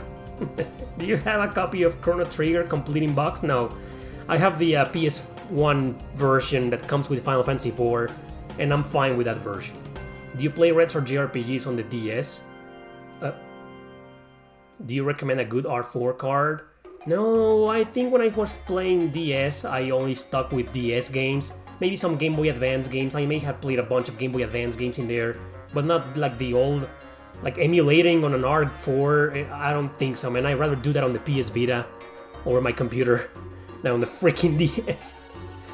Do you find it weird to think that younger generations will look at us and all physical media collectors of DVDs, CDs, and video games and think we're really weird and all really old for collecting? Yes. Also, remember in the late 90s, early 2000s, no DLC, patch updates, more innovation, and no leaks. It was more exciting waiting for games. Yeah, I can't speak much about that because in the late 90s and early 2000s, I only had a Super Nintendo and a Game Boy and an NES. And okay, let's see, so I was 15 years old. I was slowly starting to get into my music era. I kind of stopped caring about the video games. I didn't go back. My obsession with video games didn't. My passion, not obsession. My passion with video games came back until I played Super Mario RPG, and I think I was like 16 or 17. And it stayed from there. But then, no way, I started working at Blockbuster, and oh man, it's all chaotic. I need to sit down and remember. I'm getting old. I don't remember the chronological order of certain events in my life. My point is that in the late 90s and early 2000s, everybody had a PlayStation 2 or a Dreamcast. or a PS1, and I had a Super Nintendo. So I didn't know what that was like. Like you say it was more exciting waiting for games, but I didn't know that, because everybody was waiting for the next game, and I was still playing Super Nintendo games, right, or NES or Game Boy games. So I didn't know that. I didn't get into the console waiting for games culture until I got my PlayStation 2, which was back in 2005. Yeah, the PlayStation 3 was around the corner. So imagine. Everybody was waiting for the PS3, and I was just getting into the PlayStation 2. But even back then, I remember when Odin Sphere came out. I remember that. Okay, so I came out in 2007, if I'm not mistaken, and I went to a flea market. I wasn't a collector back then. I started collecting video games until 2010. So in 2007, I was all about emulation and piracy. So I went to a flea market, and the guy there that I bought games from quite often, he had a copy of Odin's Field. Okay, it's the new game. It just came out. And I'm like, what's this? What this? Well, it's like this, an action game. It plays in 2D. And I got so excited, and I was like, oh man, I didn't hear anything about it. So I got it home and played it and fell in love with it. And it was around that era when I started paying more and more attention to what games were coming out. But then again, that was the era where DLC and leaks started coming out, and the internet was big. YouTube was already a thing. Facebook was a thing. So, in other words, I didn't live through that era that you speak of, because I was just playing the old games. Which game you believe has the best grinding mechanics? Any game with a fast forward option. Any game where you can just speed up battles and have an auto battle feature. Like for example, the old Suikoden games. All the Suikoden games have an auto battle feature, but they don't have any fast forward. So battles are still slow, even in auto battle, right? But to me, the best thing to enjoy grinding nowadays is auto battle and fast forward. No, not fast forward, speed. Like what's the term? Yeah, let's speed up the battles, right? Yeah, like make them like the Trails series. The Trails series have a fantastic grinding system because there's just like you can have everyone attack and then speed up the battles, and you can level up like 5 levels maybe in about 1 hour or so with that method. So that's fantastic. So I can't give you a specific example because thankfully there's been more and more JRPGs using those technicalities. And well, maybe I just gave you a great example, right? The Trail series.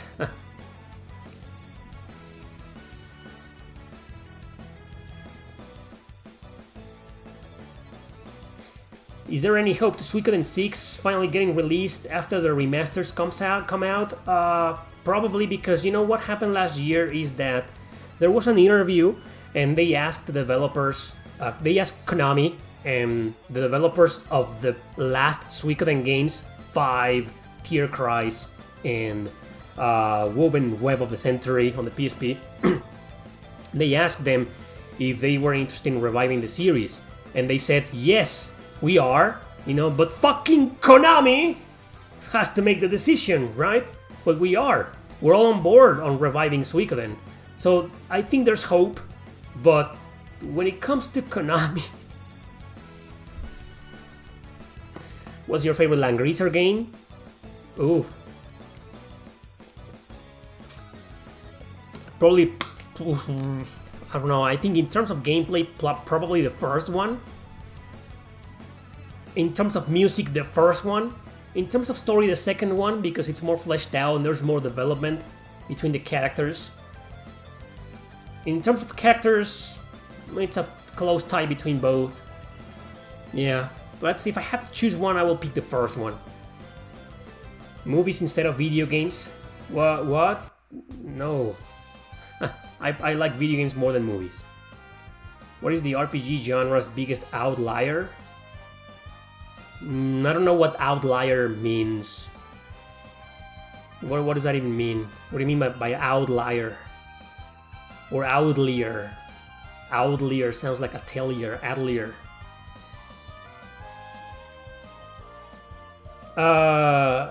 What have I done to my hair? Fuck did I do to my hair? What are you talking about? It grew. I didn't do anything. I played this game called Dragon Lapis on my 3DS. That's one, if I'm not mistaken, that's one of the Kemco RPGs, right?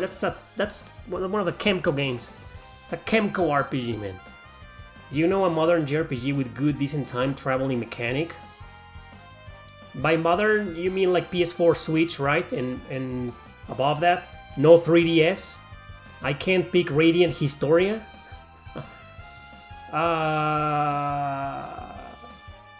Time traveling mechanic. I feel like there's one, but I can't think of one right now. Closest I can answer is the Star Ocean 6, because you don't go back in time, but you visit a medieval setting first and then you go back to space. But that's Star Ocean for you. So that's not really an answer. There's gotta be one, but I can't think of one right now. What about you guys? I want to know. I mean, a modern PS4 Switch JRPG, no remake, remasters, no, those don't count. Like a brand new one with a time traveling mechanic. Wasn't? No, it wasn't. I can't think of one. Wow. Let's wait for more people to answer your question, Emmanuel. That's a good question. An outlier is one that lives or is located outside of the edge of a given area, far removed from the genre yet still an RPG. Oh, I made a couple of videos on that. One of them is called Top 10 Most Unique JRPGs Ever. There's also one called Most Complex JRPGs Ever. And there's one called the Top 10 Most Bizarre JRPGs I've played. Check those 3 videos out and you get a bunch of ideas. But yeah, there's a lot of games that are like pretty divisive, right? We were talking about Advance Wars and Wargroove before. But there are more examples that are like, man, what the hell is this? But it's still an RPG. I think the most recent example I can give you is Poison Control. Poison Control, developed by NIS, Nippon Ichi Software, came out on PS4 and Switch. That's one game you play and you're like, I don't know what the hell this is, but it's an RPG. That's a good one, right? The original video, I made a video in 2019 called 10 JRPGs that defy the genre, which was pretty much that idea that you just asked, the outlier idea. And I changed the name to Most Unique JRPGs Ever.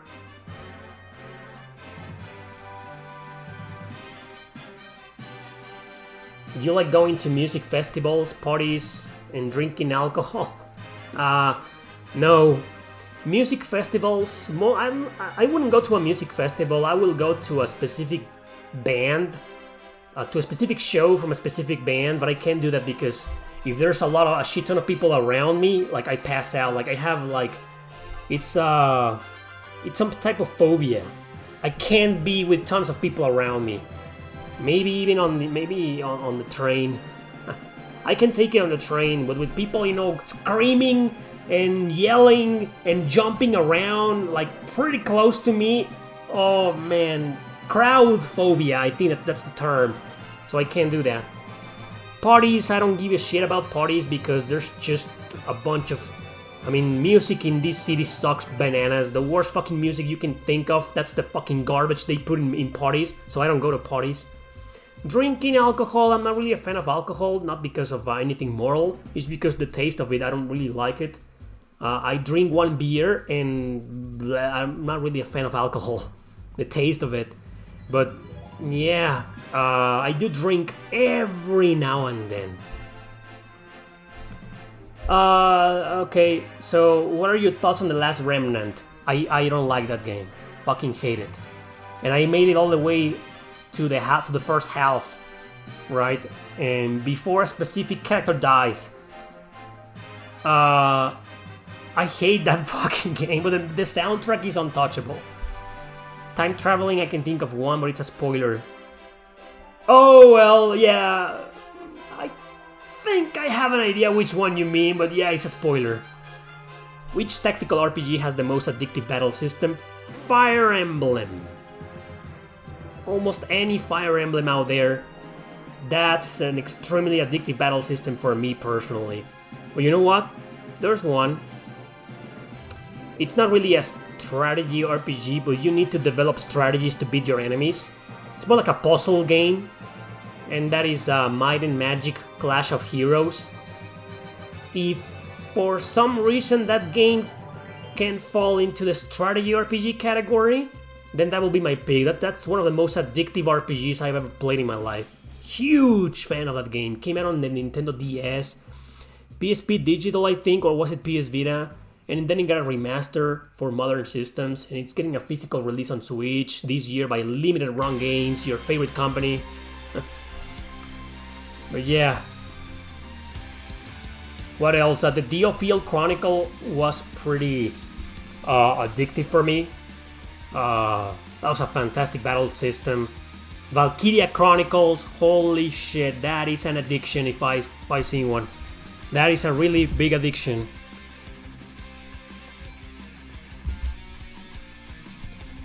Were you expecting me to say Final Fantasy Tactics? No.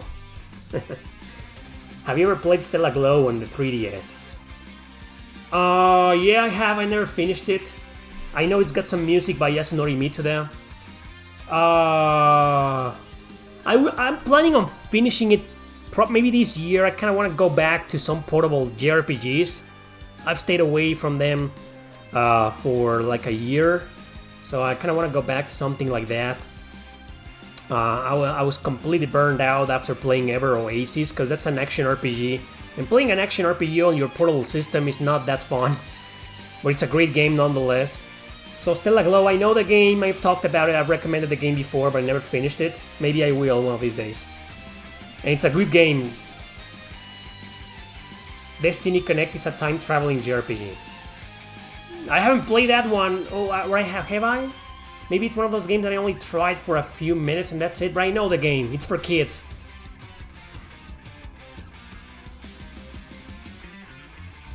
Well, I guess you do travel in time in the Fire Emblem games. Because they're all like science fiction. No, I don't think that's social anxiety, man. What's this? Code of Princess? Okay, turn it up. No, I have no social anxiety. I can go out and socialize, and I'm a pretty social guy. I'm here answering your damn questions. Isn't that a social activity?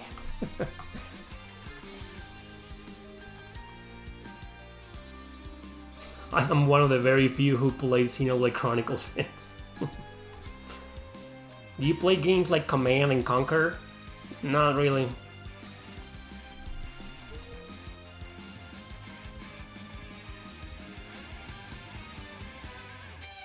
Oh wow, you are one of the very few people who watch my top 10 best playable vampires in JRPGs. Thanks for watching that video and thanks for enjoying it. I'm glad you did. And I hope you get Roselia in the future. What are your top strategy RPGs aside from Fire Emblem? You mean like series? Okay, Valkyria Chronicles, Grow Lancer are those are my top 3 favorite strategy RPG series of all time. Suikoden doesn't count, because at their core, they are merely turn-based RPGs. Sure, in all of them you can do these war strategy battles, but there's only like a maximum of 10, I think, per game. Which is plenty, by the way. So I don't know if the Suikoden games can be considered as strategy RPGs. They aren't, because most of the time you're fighting on turn-based battles, right? So I don't know. I just don't see Suikoden as a strategy RPG franchise.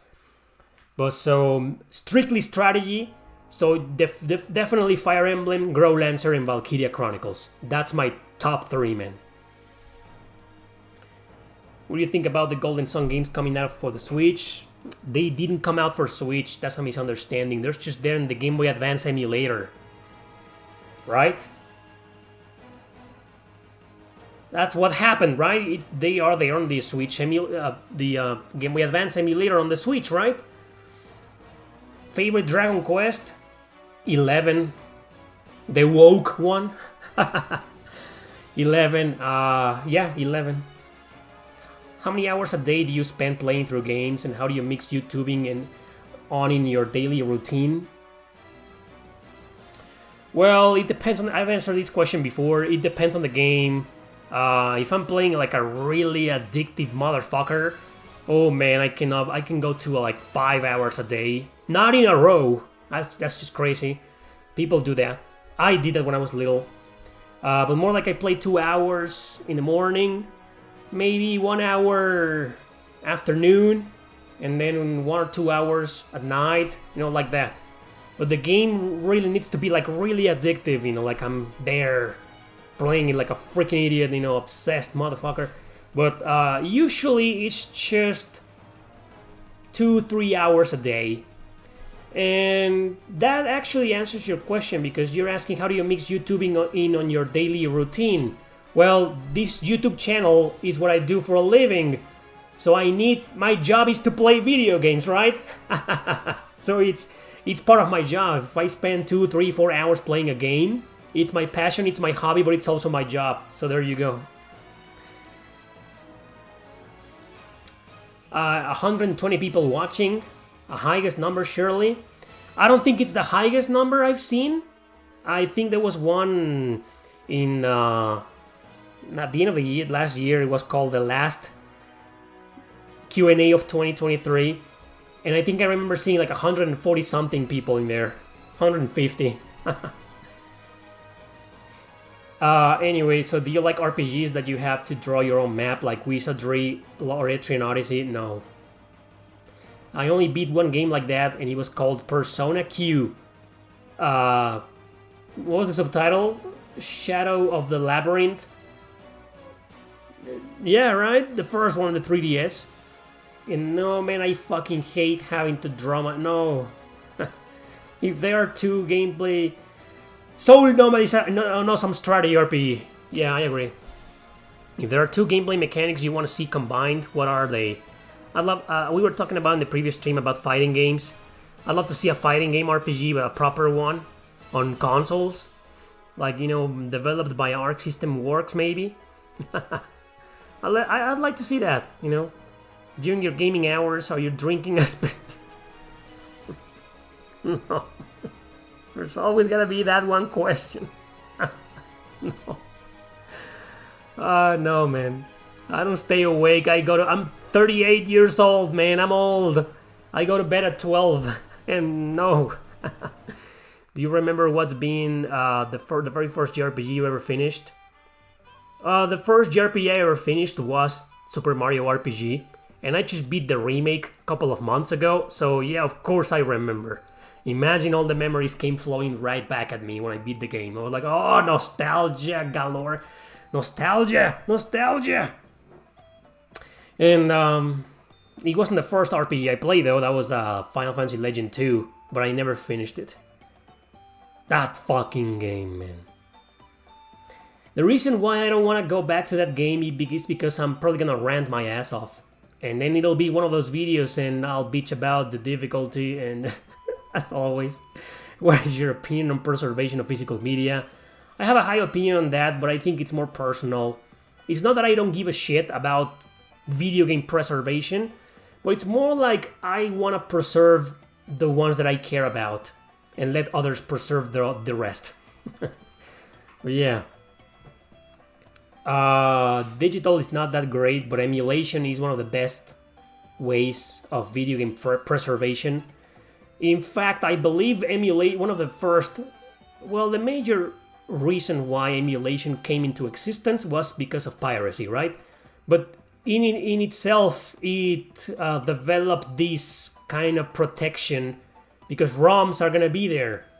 Probably, maybe they're not going to work forever, but they're going to be there. It's a good way of preserving digital games. But physical games, I think companies need to print more copies of their games. Especially limited run games. We don't want to get into that topic again. Thank you, Sael. Best Star Ocean 2 remake, Second Evolution or Second Story R? By far Second Story R. I think it's the best, man.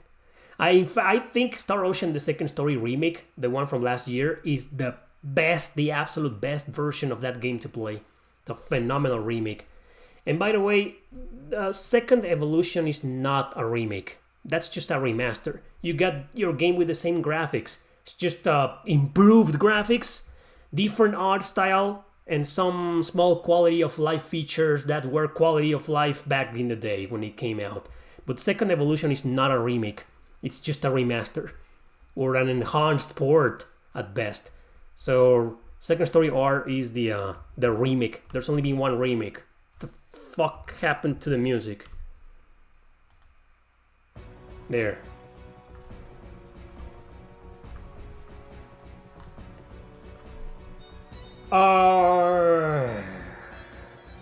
Only real way to preserve video games is to have their source code. You got that right. No source code, no nothing.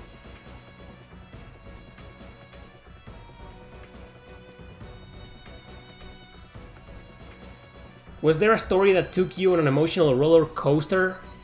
Chrono Cross. Definitely, I remember when I first played the game, it was a pirated copy. And when the plot twist happens, the disc wouldn't work anymore. And it broke my heart so bad. I was so emotionally invested in the game that I don't remember how much time passed before I went to the flea market again to change the disc and to say, hey dude, this doesn't work. So the guy said it was my only copy. Oh! But that same day I bought the same game twice from another seller, and I went back home and it finally worked and it saved my life. I'll never forget that moment, the anxiety I felt when the disc stopped working. I was like, no! And yeah, that was pretty much an emotional roller coaster for me. The biggest roller coaster ever. When it comes to video games, of course, Chrono Cross. No other video game in existence has surpassed it. Some have come close, but no, not really. And I don't know, movies, I can't think of one right now. Maybe The Thin Red Line. Definitely The Thin Red Line. That's my favorite movie of all time for a reason. Precisely because it sent me, on an emotional roller coaster. The Thin Red Line. Got so obsessed with that movie. The way it's done, the music, the narrative, the characters. Holy shit, masterpiece of a movie. And in books, I will have to say, well, it may surprise you to know that there's a couple of them. Classic books. Jonathan Livingston Seagull, maybe, but Maria by Jorge Isaacs. I don't know, I was fucking 12 years old, man. Had I read that book when I was older, it wouldn't have made such a big emotional impact on me, but I was 12 and I read it and it destroyed me. Yeah, man. Well, I just want to clarify, Maria and Jonathan Livingston Seagull are not my favorite books. Not even close, I think. But definitely up there. Some of the most emotionally impactful books I've read. Any chance of bringing your content as well on TikTok? No, I don't really like TikTok, Instagram. I don't understand them. I don't like them. But I don't care for them. Have you played a DBZ game on the DS? It's turn-based. I believe it's called Attack on the Science. Yeah, and it's developed by Monolith Soft, developers of Xenoblade. I never finished it, but it was pretty good. It pissed me off at first that you start with these characters and not Goku, and they kind of force you to play with the characters nobody cares about. I don't know their names in English. Krillin. Is that the same in English? I know the names in Spanish. Krillin, Tenshin Han, and Yamcha. Are those the same names in English? But, those guys. And I was like, I like those guys, but man, I want to play a Dragon Ball Z game. I want to play with Goku, Vegeta or Vegeta. I don't know how you pronounce it. Piccolo. They have such different pronunciations for character names. Because freaking translators changing everything. Anyway, So yeah, it's a good game. It's a really good game. That Dragon Ball Z Attack on the Saiyans. What is MX? That is the Mexican pesos. That is the Mexican currency. So Asael donated 50 Mexican pesos. That's the equivalent of $3, if I'm not mistaken. Damn. It's not even 7 a.m. in Australia? What part of Australia are you from? Anyway, isn't Grand Blue created by Arc System Works? Just a question. I don't know Grand Blue. I know Blaze Blue, but that's not an RPG.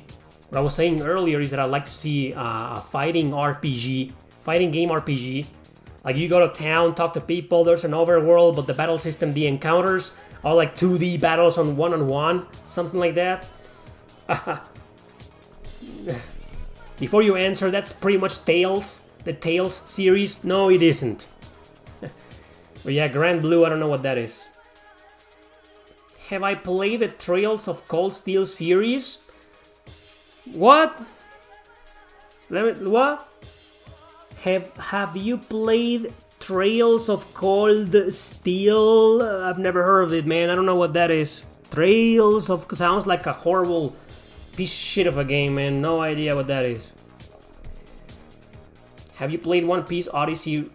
I played the demo. Fairy Tail, I haven't. I really want to play Fairy Tail. I don't care about the anime.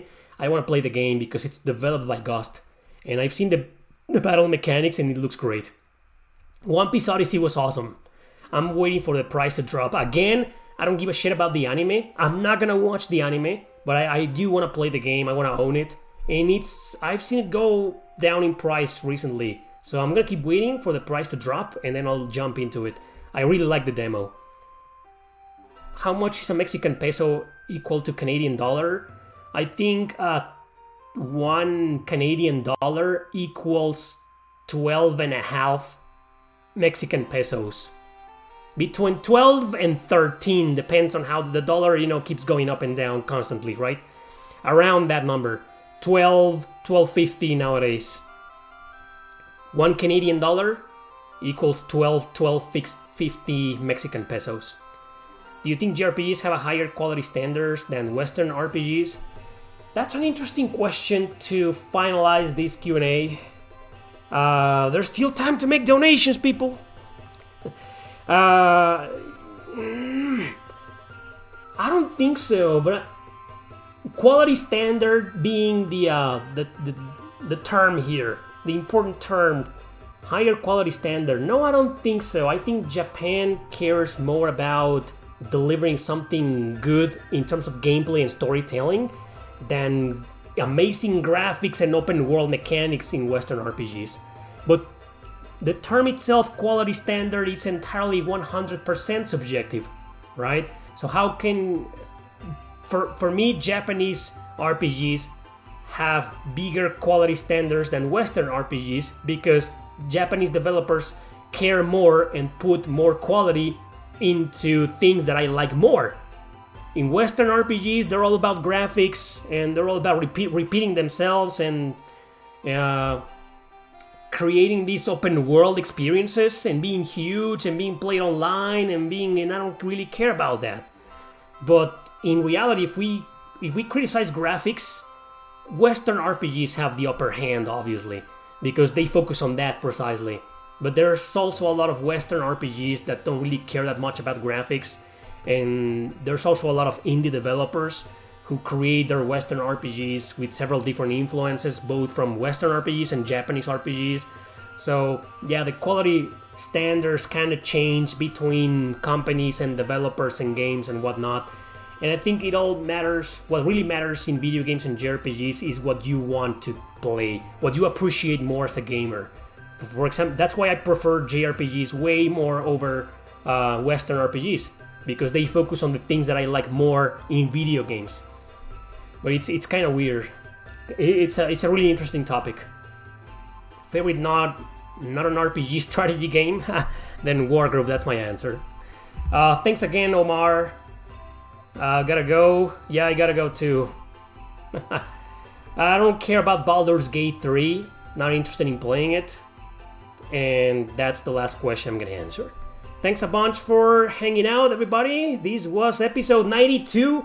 I'm gonna start counting them, so one day we'll reach 100 episodes and we'll do something special, right? Alright, everybody, so thank you very much for watching. Thanks for hanging out, and I guess I'll see you next time. Take care.